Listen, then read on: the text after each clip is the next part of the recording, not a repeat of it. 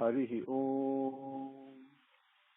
Sumukachya Ekadantachya Kapilo Gajakarnakaha Lambodharascha Vikato Vignarajo Vinayakaha Dhumaketurganadhyakshaha Palachandro Gajananaha Vakratundaha Supakarno Herambaha Skandapurvajaha Shuklam Bharadharam Vishnum Srivardam Chaturbhujam Prasannavadanam Dhyayet Sarva Vighnopasanteye Yasyadvaradavaktrabhya Parishadhya Parastatam Vignam Nignanti Satatam Vishvaksenam Tamastraye Guru Brahma Guru Vishnu Guru Devo Maheswaraha Guru Sakshat Parabrahma Tasmai Shri Gurave Namaha. Om. With Swami's grace, let us continue where we left off. We came up to number 17, slokam 17 and the 18th chapter. Satanaha param punyam asamvrita artham akyanam ati adbhuta yoga nishtham akyahi ananta acharita upapantam parikshitam bhagavata abhiramam. Narrate those great stories to us. It's what he says, that gave salvation to Parikshit and all the devotees, the bhaktas who are Bhagavata Abhiramam, attached to Bhagavan. Okay, they upapantam, it's full of that prema, that yoganishtam, that is what it is. And adhyatputam, those things, those akhyanam, all those stories and narration, akyahi, you narrate to us, is what they describe. They wanted to hear about the stories and glories of Krishna and Parikshit. Sutta Uvacha, number 18. Aho vayam janma bhruto adya asma vruddhanu vritya api viloma chataha daushkulyam adhim vidhunoti sigram mahat tamanam abhidhana yogaha. Aho vayam janma bhruto adya asma vruddhanu vritya api viloma jataha daushkulyam adhim vidhunoti sigram mahate tamanam abhidhana yogaha. It's adhim, not adhim, adhya, which is today. Okay. Aho,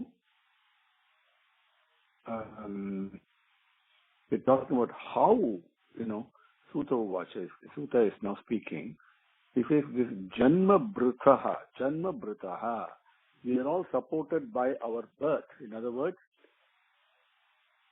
the lineage we are born in, the skills we are born in, the mental attitude with which we are born in, the Daivik Sampik and Asura Sampik, the various tendencies, dominant tendencies that we have.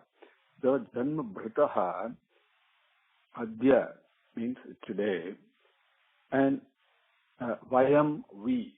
Vayam is we have become, having been born, and now Asya means have become Vriddha Anuvritya. Vriddha Anuvritya. Vriddha Anuvritya means people think it's elders. Elders is correct. Not necessarily aged people who are advanced, who are matured in spiritual knowledge. Those are the real Vriddhas. Anuvritya, to do sevai to them, to do service, to serve them to their heart's content, to please them through the service. We have become, by serving all these elders with spiritual knowledge today, and we have become, we here, Vayam, it generally means we. It also applies to Sutta saying we means, now he says, I've been blessed by my association with people like you. Today, it has been a great fortune for me because they ask him to narrate the stories of Krishna. What more great fortune and blessing and greatest respect that you can receive is when somebody says, recite a story of Krishna to me. That's the greatest boon that you can have. And because when you narrate it, you experience Bhagavan's stories. And the fact somebody comes and asks you to narrate it, especially these great rishis, that itself shows that they hold Sutta at a very high esteem. He is a Vriddha. He is himself a Vriddha because spiritually advanced. So I feel very pleased. And he says, Api viloma jataha. Who am I? I am born in what they call a low caste. A low caste means not an inferior thing, because all creations and all the four varnas that Bhagavan is established in the society, which is taking place even today, in any society in the world, they are not inferior or superior. But what is important is the bent of the mind is different in a businessman as opposed to a Brahmin who does Vedic chantings and Vedic studies and propagates the message and the stories of God in any religion. It doesn't matter. That is different from people who are after money, right? So that's the difference they're talking about. Viloma jataha, I am born in a mixed caste, in that kind of a family. So I'm not automatically, it's not natural for me to receive this kind of a veneration and respect, to be able to recite the story of Krishna. Having been people who are born in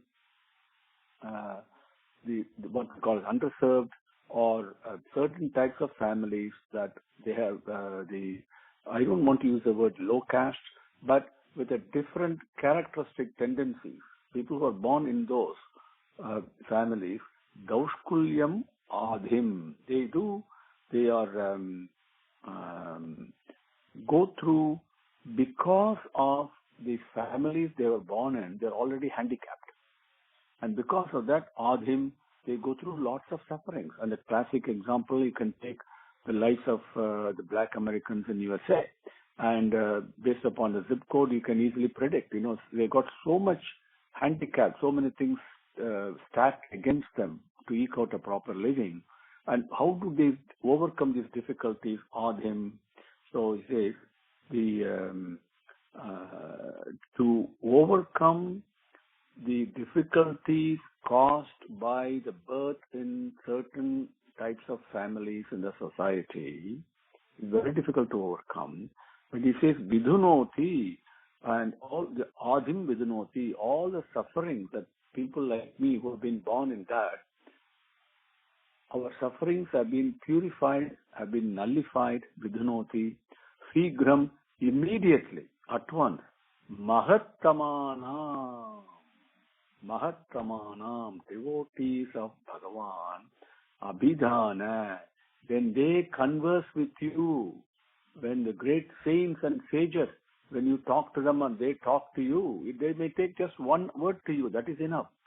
That conversation with them, yoga, and when you attach yourself to the statements made by his Mahattamanam, great devotees of Bhagavan, all your sufferings, everything gets purified, nullified. In other words, the great sages and saints, regardless of which family you are born in, what difficulties you got, what handicaps you got, what types of a mental bend you have, regardless of that, just by the sheer words, the devotees, the words of great devotees have such power, they can inspire you, give you the confidence, and then completely change your life. You go on the right path and you move forward spiritually. That strength comes from the words of Mahattamanam, the great devotees. So you see, even though I've been born in a family that's a kind of a low caste, for lack of a better word, I'm using that being born in a family that is faced with lots of handicaps, right, in the society and the mind bend. Because of my association with, and now you are all respecting me, you are all revering me, to asking me to narrate, and you call me a great devotee of Krishna. I asked me to narrate the story of Krishna. How blessed I am. And this is all possible. All this has become possible because of association with good people, with great devotees. And every single word that I've heard from all the great devotees in my life has inspired me to be like where I am today, is what he's saying. Aho vayam janma bhritaha adya ha asma vruddhanuvritya api viloma jataha dauskulyam adhim vidunoti sigram mahatamanam abhidhana yogaha. Number 19. Uta punaha grunataha nama tasya mahattama ekanta parayanasya Yah Ananta Shaktihi Bhagavan Anantaha Mahad Gunatvat Yam Anantam Ahuhu Kuta Punaha Grinataha Nama Tasya Mahatama Ekanta Parayanasya Yah Ananta Shaktihi Bhagavan Anantaha Mahad Gunatvat Yam Anantam Ahuhu Kutaha how? No, Punaha again and again, Grinataha, absorbed, imbibed, Nama, the name, Sathya, that Bhagavan Krishna, Mahatma, the great devotee, Ekanta Parayanasya. We have come across this before. Parayanasya is the final refuge, the only place to reach from which there is no return. Ekantam, with the most personal, Eka Antam. Antam internally, and that is the only thing you have internally. Keeping that company within you. People who Namasmaranam repeatedly, okay? Grinataha Nama, again repeatedly they imbibe and recite and Namasmaranam, they are completely lost themselves in that. Yaha Ananta Shaktihi, Yaha who? This Bhagavan is who is he? Ananta Shaktihi, infinite ways that he is appearing, infinite powers that he has got, okay? And that Bhagavan Anantaha, people, and he is also eternally it is going, right? Not today or tomorrow, but all the time, in all places, at all times. Mahad Gunatvat, with infinite varieties of infinite actions and dramas that he enacted. It's not just one or two. There's infinite of them. So when people, because of him, Yam Anantam Mahu, because of all the infinite varieties of things in creation, the infinite aspects of time, the infinite ways things appear and disappear, and the infinite manifestation, infinite ways in which that prema was manifested in actions and words and all that when the avataram came, not just one or two, that's limitless. Because of that, Anantam Ahuhu, he is called Ananta, eternal. This Bhagavan Krishna is talking about. He puts a beautiful thing here. He's not, don't limit him to Krishna. Don't limit him to that little boy in Yadava Kulam. No, he's eternal. He's Ananta. Kutak punaha grinataha nama tasya mahattama ekanta parayanasya. Yaha ananta shaktihi Bhagavan anantaha mahat gunatvat yam anantam ahuhu. With all these gunas only cause all these avatarams and the various plays of stories and glories of Bhagavan that comes. All the action that he does is all various gunas, right? Beautifully it appears in Avatar. Number 20. Etavata alam nanu suchitena gunaihi asamya anati sayanasya hitva itaran prarthayataha vibhutihi yasya angrim renum jushate anabhipsoho. Etavata alam nanu suchitena gunaihi Asamya anati sayanasya hitva itaran prarthayataha vibhutihi yasya angrim renum jushate anabhipsoho. That is all fine. Bhagavan's infinite glories, infinite actions, etavata alam nanu. All these are really unnecessary, if at all they are necessary. Okay? Why? What does it mean? Suchitena, because when by description, those gunaihi, the various gunas, even when you start thinking of Krishna and describe the stories and all the things that he did as an example, as a Krishna avataram or Rama avataram, any avataram you take, or the Bhagavan's interplay all through, even in the manifested world, if you think of it, it's amazing. So all these gunaihi, even the gunas that each one of us have is nothing but an manifestation of Bhagavan, all the interplays. And these gunaihi, this is all the activities that take place, all the beauty and the splendor and the glory that is happening is asamya, is immeasurable. Okay? And it completely, there is no way you can draw a limit to all these things. So when it is like that, still we want to keep on describing and trying to capture. So let it be that way, even though all these descriptions are really not necessary and they do not capture Bhagavan fully. Let it be. Let the descriptions be, is what Sutta says, because they also give some beauty. And Asamya, the immeasurable, who Anati Sayanasya. And the Bhagavan, this Anati Sayanasya means one who is for excellence. You cannot excel him beyond what he is. He is the most excellent. Okay, unexcelled, as we say in English, right? Anati Sayanasya, Asamya is also immeasurable. How can you describe one story of Bhagavan, say it is so excellent, and next time you describe it, it becomes even more excellent, right? So this is something that unexcelled. Now, Hitva, Itaran, such a, what kind of a beauty that this is. Hitva, Itaran, it is so fantastic and fabulous and enchanting and so eternal it is. So what did Mahalakshmi do? Hitva itaran prarthayataha vibhutihi. Vibhutihi here talks about, vibhuti means prosperity. It denotes Mahalakshmi here. Okay. What did she do? Hitva, she pushed aside. Itaran prarthayataha. Itaran, all the others, prarthayataha, they were all begging, they were all yearning, they were all expecting that Mahalakshmi would put that Vajati Mala around their necks. They were all very eager. They were praying to her. Come on, like when they were submitting and praying and very much expecting. And that, what did she do? Hitva, she left all that aside. Yasya angrim renum jushate. Yasya, whose angrim, feet. Renum, not even the feet. The dust that when you on the feet, when the foot walks on the ground, and the dust particle that comes out of it, every time you put a foot on the ground with bare feet, what happens? The dust comes out. That dust is renum.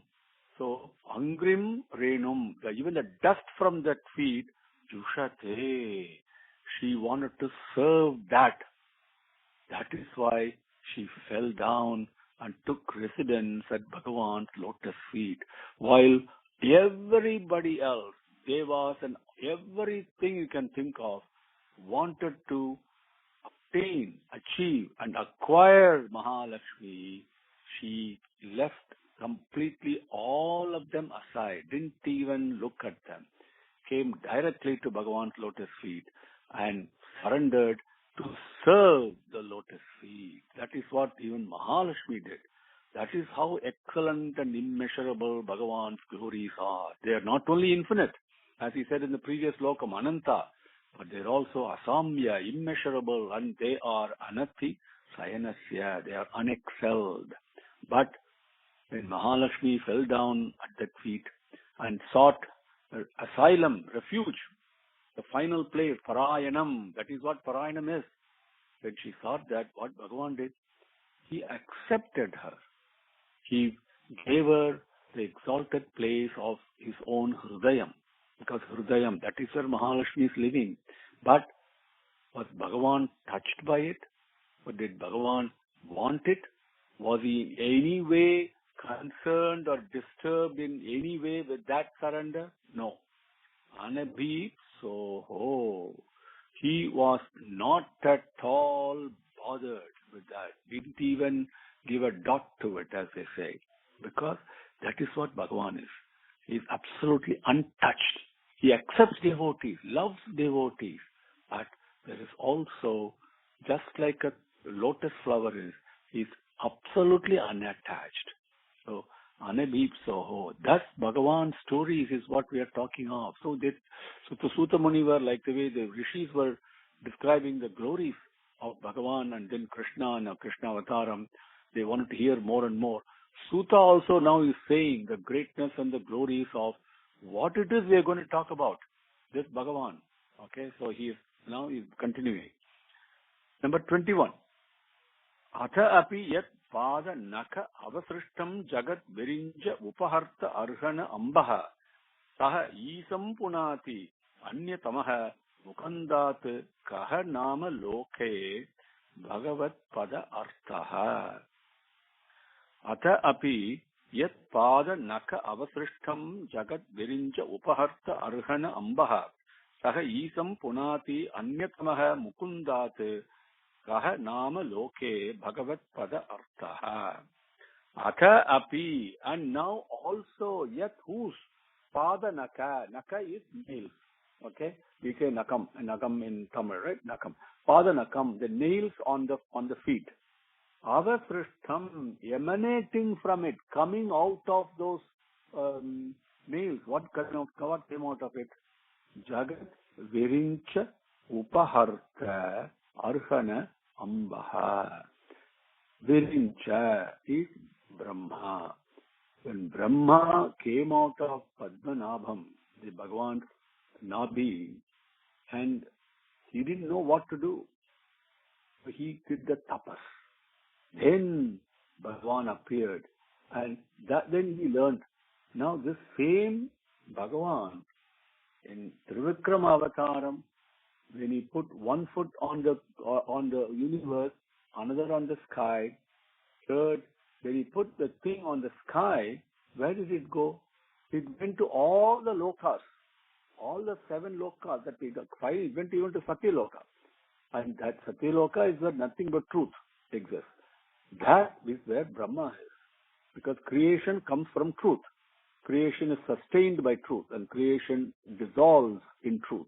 That is why when we say Brahma, that is Sathya lokam. When Bhagavan's lotus feet manifested itself there, Brahma could not stop crying. Tears welled from his eyes. Virincha, Bhagavan. So what did he do? Immediately, Ambaha, the tears that came out, Ambaha means water, that came out of Bhagavan's, that Brahma's eyes, Avasrishtam, they fell down on Bhagavan's lotus feet. They wetted it. They immersed it like a rain. It's like a rainfall. It's so much tears coming out. It was washing Bhagavan's lotus feet and the nails on Bhagavan's feet. And from that came all this water collected, upaharta, arhana, the worship that Brahma did. Arhana. Worship means not just with a flower that we do.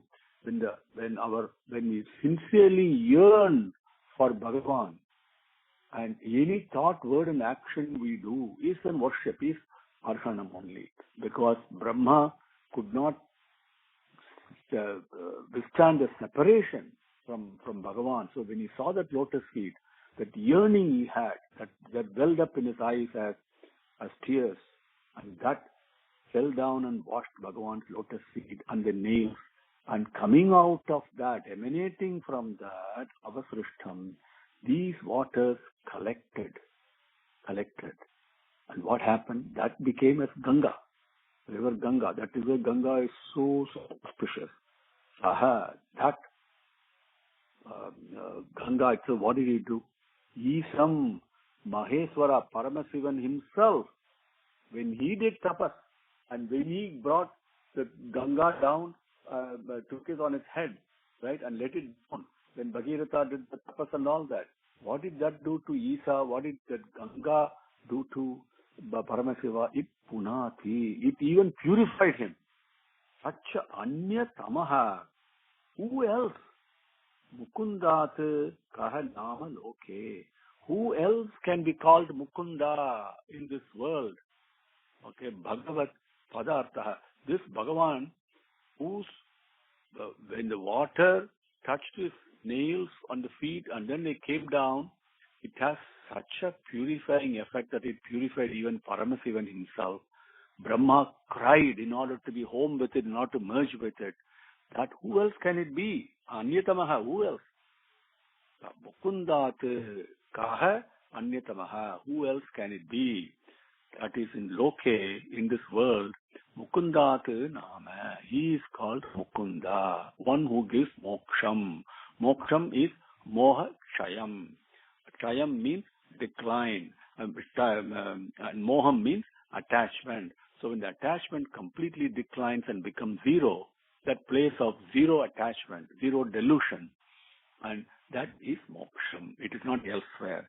So the one who grants that awareness, that consciousness, that feeling, that parayanam, he is Mukunda. This is what is called as Mukunda. And Bhagavat Pada Artha. This is the wealth in Bhagavan's lotus feet. Nothing but freedom itself from bondage. Nothing but moksham itself. Okay? So this Bhagavan is Krishna. These stories we are going to talk about. So that's why Sutta could not stop. So before narrating the stories, he could not contain himself from talking about the glory of what it is we are going to talk about. He couldn't stop. So he is describing this. Atha api yat pada naka avasrishtam jagat virincha upaharta arghana ambaha saha isam punati anyatamaha mukundat saha nama loke bhagavat pada arthaha. 22. Yatra anuraktaha sakasa eva dhiraha vyapokhya deha adishu sangamudham vrajanti tat paramahamsyam antyam yasmin ahimsa upasamaha swadharmaha. When I've been saying in all our sessions, prema, prema, prema, selfless love, which Bhagavan's grace, I was taught by Bhagavan himself. The same message is repeated here. Okay, what is this pranam? Why is this prema so important? Because that is what ahimsa, upasamaha, swadharmaha. Okay, yatra anuraktaha, to whom, when where anuraktaha, completely attached to with love. Sahasa, immediately, when you do that, eva, immediately, only dhiraha, the courageous ones, which means people who use their buddhi. Buddhi, one uses his buddhi is a dhiran.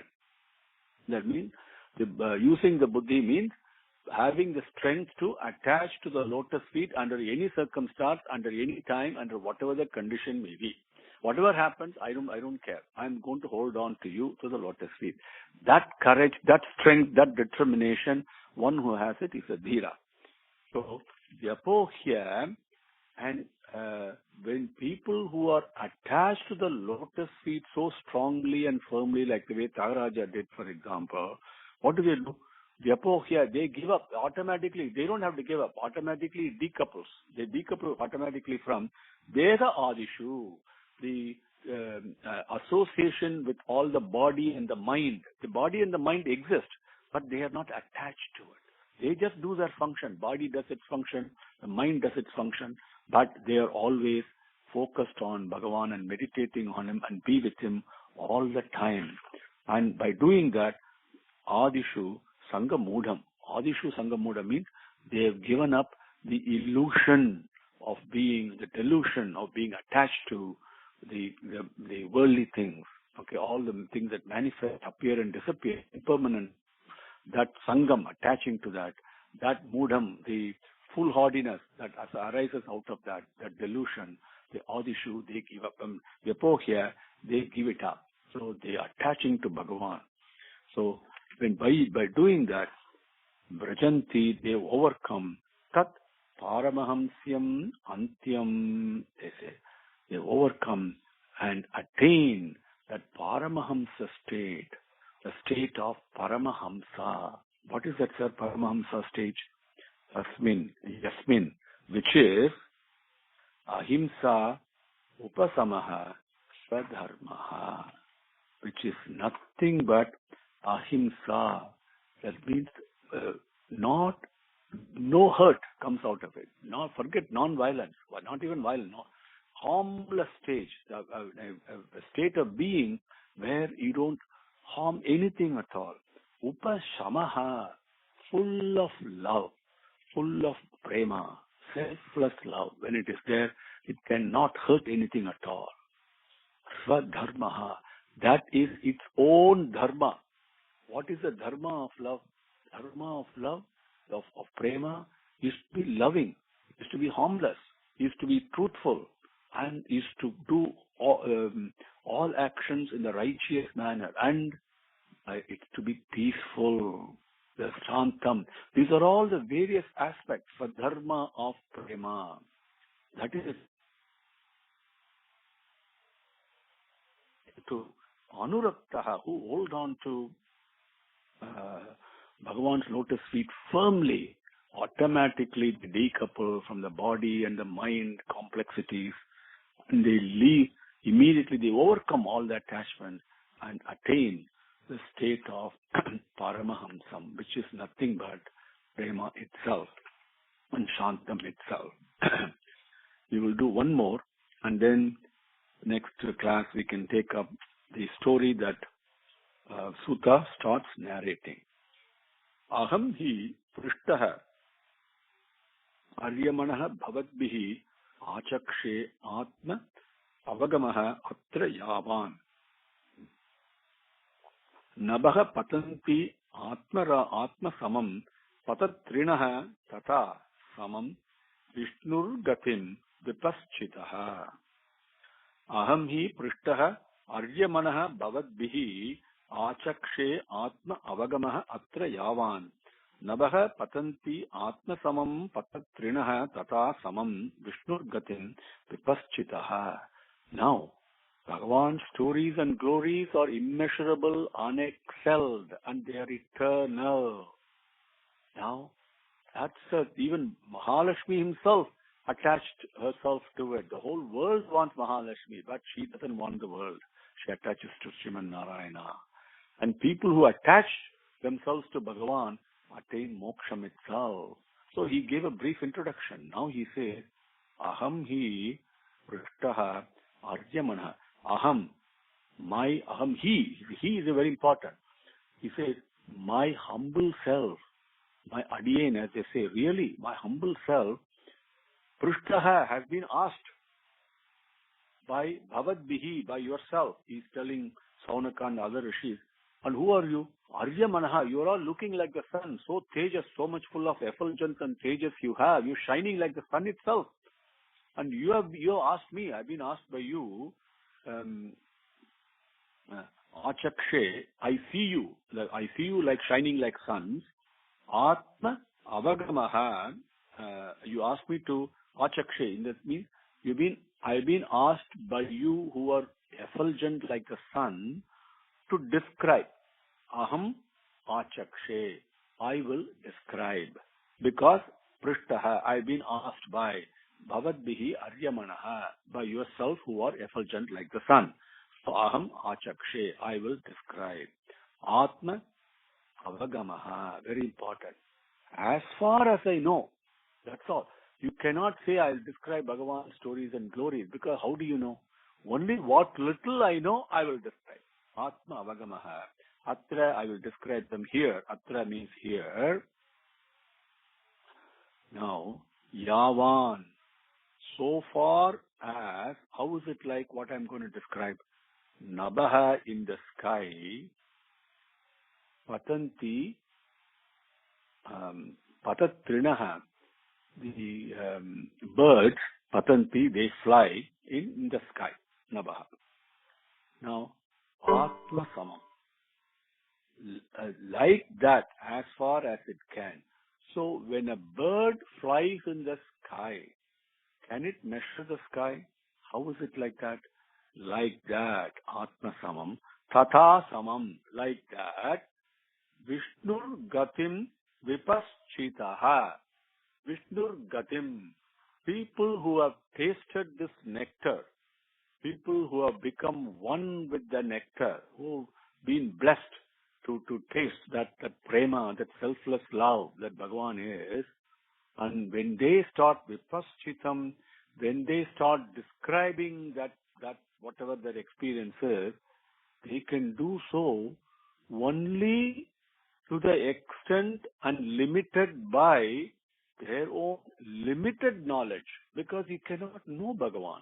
It's an experience you cannot describe, and words do not capture it. So it always will fall short. But I will describe it as far as I know only.